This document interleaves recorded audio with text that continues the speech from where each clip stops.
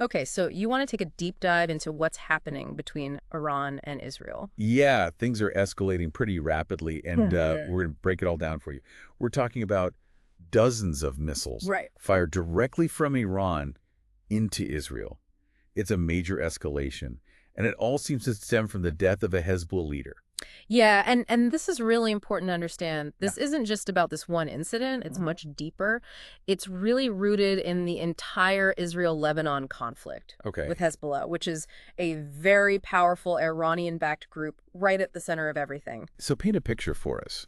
Um, I mean, we're seeing these images, right? CNN is showing like Israelis taking cover, sirens, the whole works. Um, this isn't the first time that missiles have flown in this region. What makes this different? What makes this significant on like a global scale? Well, this is the first time that we're seeing Iran openly claiming responsibility for directly attacking Israel. Well, This isn't, Hezbollah acting with Iran's support in the background. right. This is Tehran directly making a move. And to understand how big of a deal this is, you have to think back to something like the Iran-Iraq War in the 80s, right? Back then, Iran used proxies and unconventional tactics. Mhm. This is a full-on direct attack. This is a complete game changer. Yeah, and they're not shying away from it. I mean, they're already making threats about what will happen if Israel retaliates. Um, we have that, we can't ignore that statement Yeah. that came out from the Iranian mission at the UN. I Yeah. mean, they're calling this a response, a justified response to terrorist acts. Yeah. They're using really, really strong language. Oh, absolutely. And Okay. and they're framing it as a justified response to, Right. the killing of Hassan Nasrallah, who is was a very, very key figure in all of this. Right. But what people also need to remember is that the Iranian Revolutionary Guard Corps, Right. The IRGC. the IRGC, exactly, they are the ones who actually took responsibility for this. Yeah. This wasn't just some kind of diplomatic statement. This was a show of force. So obviously, President Biden, I mean, almost immediately came out and said, the U.S. supports Israel. Yeah. But what does that even mean in this situation? Like, what are Israel's options here? See, that's where all the strategic analysis comes in. Right. Because if Israel retaliates with full force, then they risk an even bigger conflict that could potentially draw in other countries in the region and even global powers. Right. Right.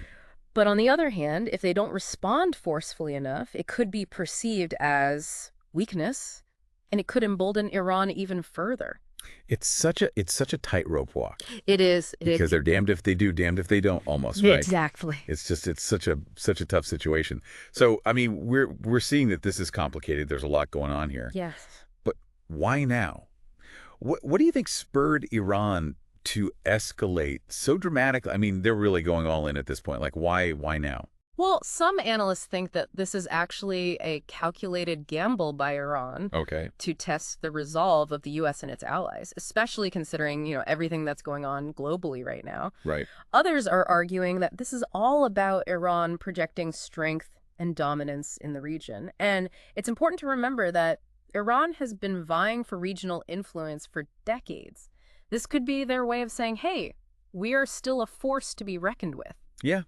Yeah. Yeah. They're putting their money where their mouth is, essentially. Exactly. It's really high stakes poker. Oh, absolutely. And it's gonna be really interesting to see how this plays out.